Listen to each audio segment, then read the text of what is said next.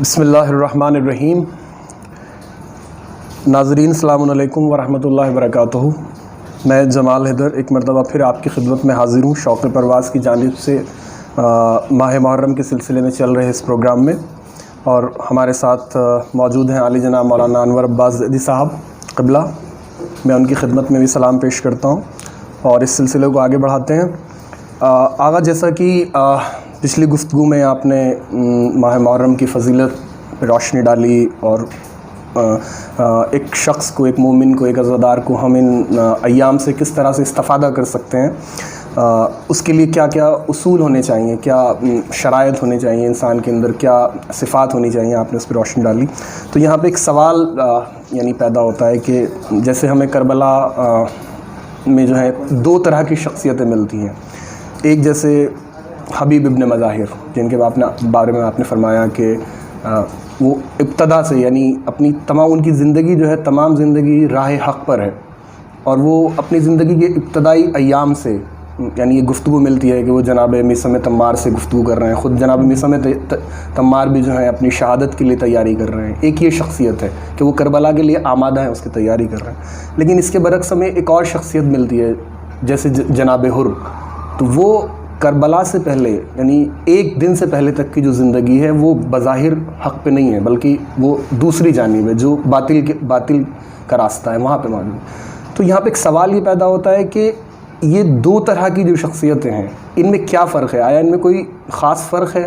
یہ دونوں جو انجام ہے وہ دونوں کا یعنی اس مقام کو دونوں نے حاصل کیا ہے، یعنی جناب حر نے بھی وہ مقام جو ہم کوشش کر رہے ہیں کہ ان ایام سے ایک انسان کو حاصل کرنا ہے، اور جناب حبیب ابن مظاہر نے بھی حاصل کیا ہے۔ تو ان دونوں شخصیت میں کیا فرق ہے؟ انہیں کیسے ہم کیٹیگرائز کر سکتے ہیں؟ لیکن یا عام انسان، ایک عزادار، اگر وہ حبیب کے راستے پہ نہیں چل پایا، مطلب اس کی باقی زندگی اب تک کی جس دن اس نے یہ طے کیا ہے وہ راہ نہیں ہو پائی ہے، اور فرض کر لیجئے کہ وہ باطل پہ چل رہا ہے، تو کیا وہ جناب حر والی زندگی کو حاصل کر سکتا ہے، اڈاپٹ کر سکتا ہے؟ اس کے لیے کیا شرائط؟ اعوذ باللہ من الشیطان الرجیم، بسم اللہ الرحمن الرحیم۔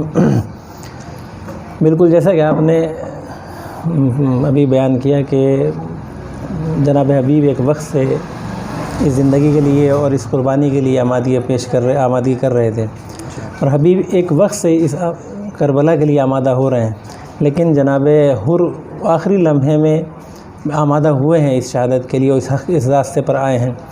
تو یہ بہت ممکن ہے کہ انسان آخر لمحے میں بھی، اس وقت میں بھی کہ جہاں انسان عام طور سے تبدیلیاں واقع نہیں ہوتی ہیں، اس وقت میں بھی انسان اگر غور و خوض کرے اور محاسبہ کرے تو انسان کی زندگی تبدیل ہو سکتی ہے۔ شرط یہی ہے، حر کی طرح زندگی تبدیل کرنے کے لیے شرط یہ ہے کہ انسان خود اپنا محاسبہ کرے۔ اب دیکھیں امام حسین علیہ السلام کے زمانے میں جس وقت امام حسین نکلے ہیں مدینے سے اور مکہ پہنچے ہیں، مکہ کے بعد آپ نے مختلف لوگوں کو خط لکھے ہیں۔ ہمیں یہ محاسبہ کرنا ہے کہ ہم آج کے زمانے میں ہم کس گروہ میں، اگر ہم اپنے یہ طے کر لیا ہم نے کہ ہم کس گروہ میں، اگر ہمارے لیے واضح ہو گیا تو پھر ہمارے لیے آسان ہو جائے گا یہ طے کرنا کہ آیا ہم آخری وقت میں اس گروہ میں شامل ہو سکتے ہیں، شامل نہیں ہو سکتے ہیں۔ کچھ افراد وہ ہیں کہ جن کو امام نے خط لکھا، دعوت دی، لیکن لوگ نہیں آئے۔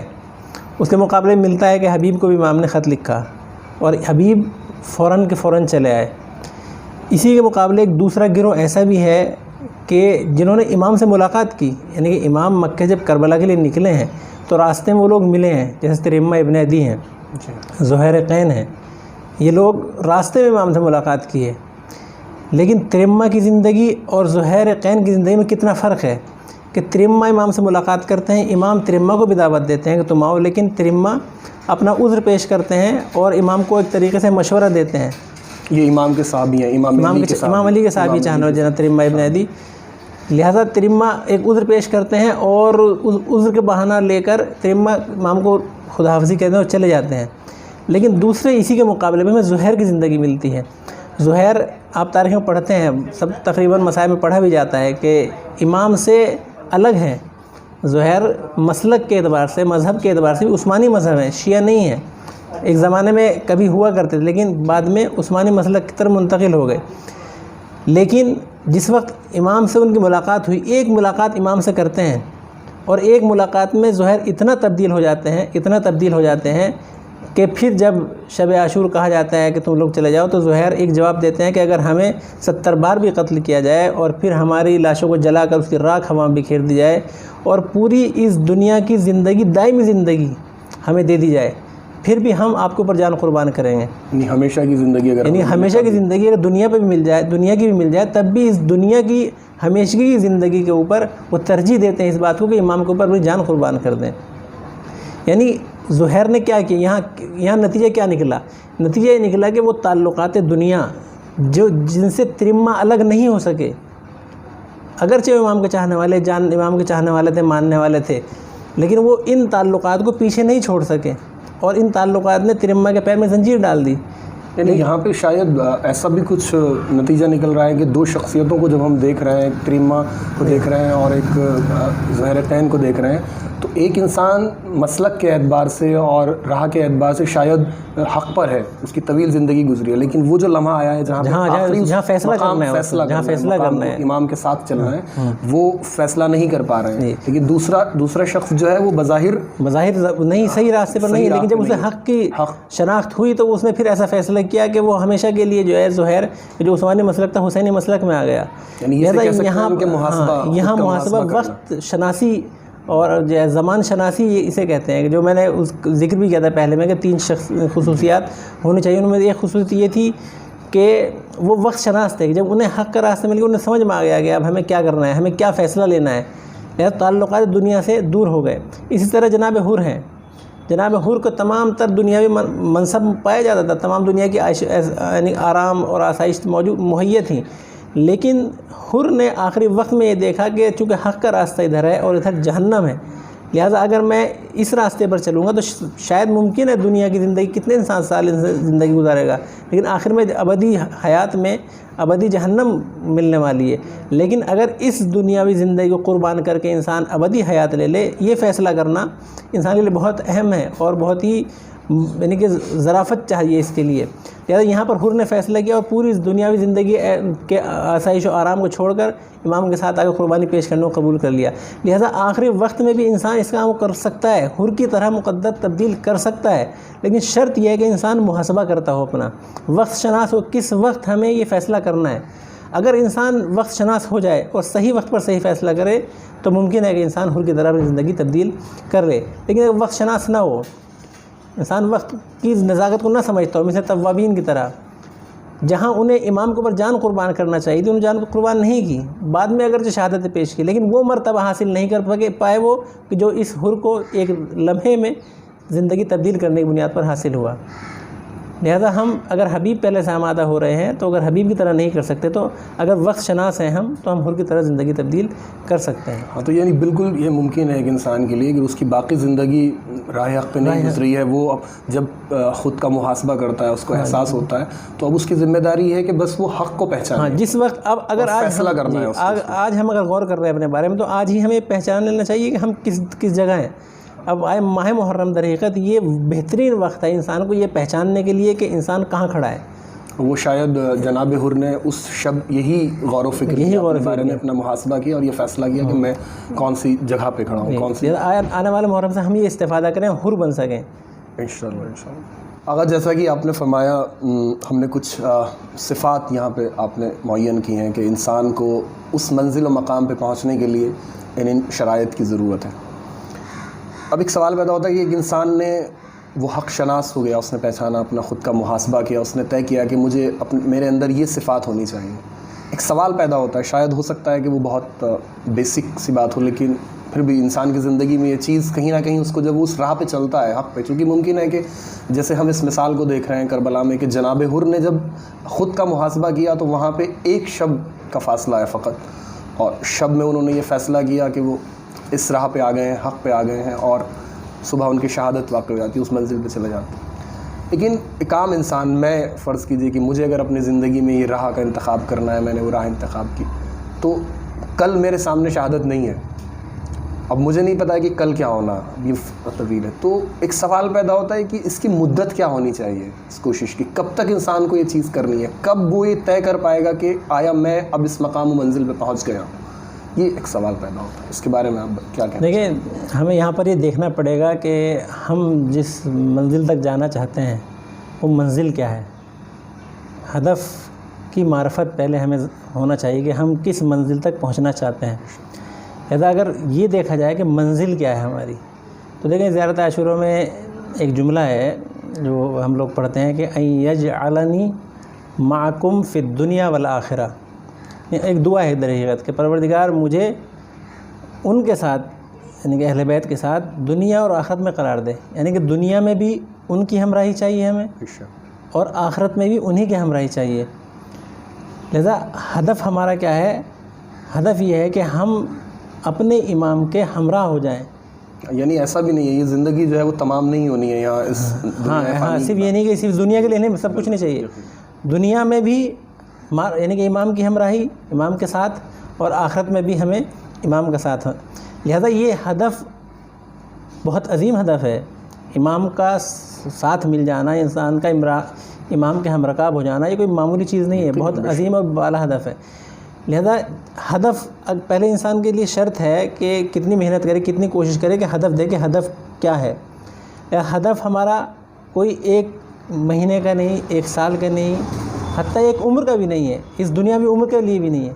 ہدف ہمارا ایک بہت ہی یعنی کہ لامحدود ہے، یعنی اس دنیا کا اور اس دنیا کے علاوہ اس دنیا میں.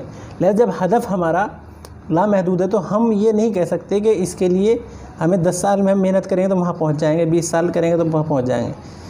ایک تو ہدف ہمارے لیے معین ہونا چاہیے معرفت ہدف کی.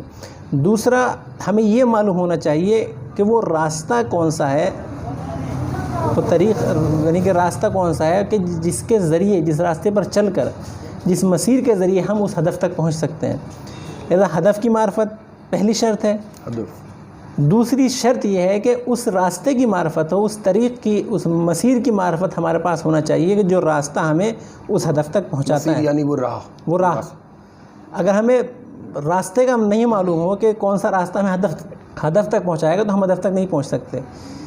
تیسری شرط یہ ہے کہ ہمیں یہ بھی معلوم ہو کہ ہم جہاں آج کھڑے ہیں، جس جگہ آج ہم ہیں، آیا ہم اس راستے پر ہیں یا نہیں ہیں. لہذا 3 چیزیں اگر انسان کے لیے واضح ہو جائیں، ہدف کیا ہے، ہدف تک پہنچنے کا راستہ کیا ہے، اور انسان کہاں کھڑا ہے، انسان کس جگہ ہے. اگر ممکن ہے ایک انسان راستے پر نہ ہو، پوری زندگی کوشش کرتا رہے کہ میں امام تک پہنچنا چاہتا ہوں، اور اس راستے پر چل رہا ہو کہ جو راستہ اس ہدف تک نہیں پہنچا رہا، تو انسان ساری زندگی میں کوشش کرے گا تو نہیں پہنچ سکتا. اس لیے کہ وہ اس راستے پر صحیح ہونا بھی شرط، کیونکہ وہ اس راستے پر ہے ہی نہیں، اس منزل تک لے کے جائے گی، جو اس منزل تک لے جانے والی اس راستے پر نہیں ہے. دوسری طرف ممکن ہے کہ انسان ایک لمحے میں اس منزل تک پہنچ جائے. انسان کو یہ پتہ چل جائے ہدف کیا ہے، انسان کو یہ بھی پتہ چل جائے کہ راستہ کیا ہے، اور انسان کو یہ پتہ چل جائے کہ میں کہاں کھڑا ہوں. جیسے جناب حر کا پھر اس مثال پتہ ہے ان کو کہ منزل کیا ہے، جنت ہے. انہیں دکھائی دے رہا ہے کہ حسین میں جنت اور جہنم کے درمیان ہوں. پتہ ہے کہ مقصد کیا ہے، جنت ہے. راستہ کیا ہے، حسین کے ذریعے پہنچنا ہے. کھڑا کہاں ہوں، یزید کے خیمے میں. لہذا وہاں ان تینوں منزلوں کو حر نے پہچان لیا کہ تیرا راستہ غلط ہے، جب تک اس راستے کو تبدیل نہیں کرے گا تو وہاں تک نہیں پہنچ سکتا. یہ بھی پہچان لیا کہ جنت اور اس منزل تک اگر پہنچنا ہے تو راستہ حسین ہے.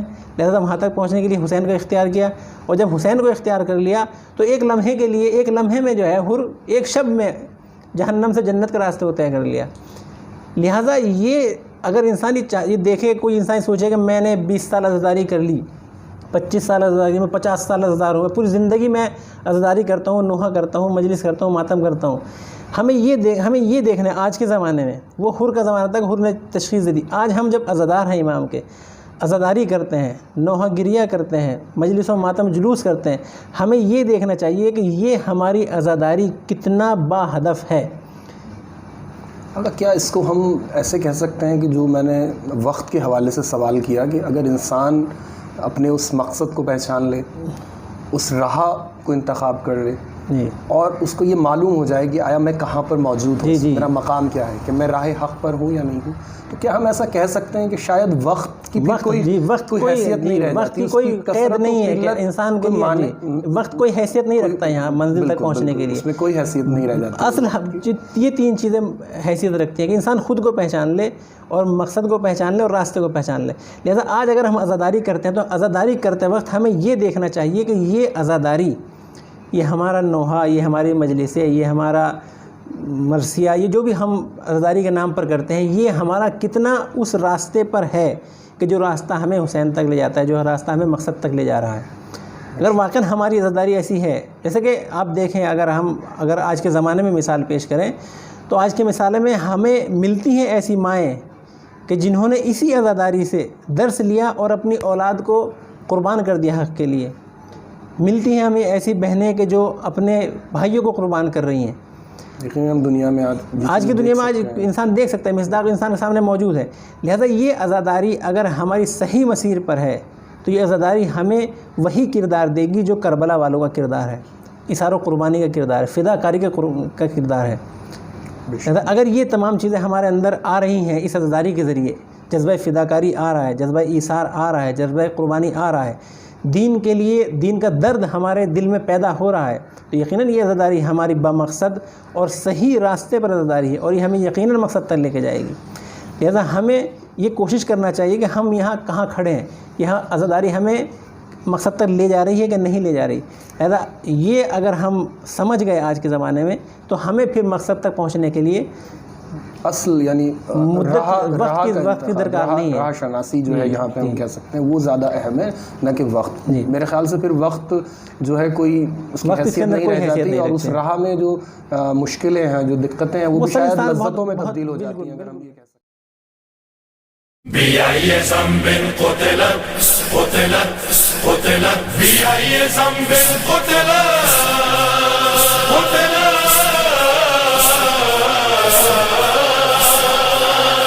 قتل جو مظلوم ہوا اس کی فقط ہے یہ خطا.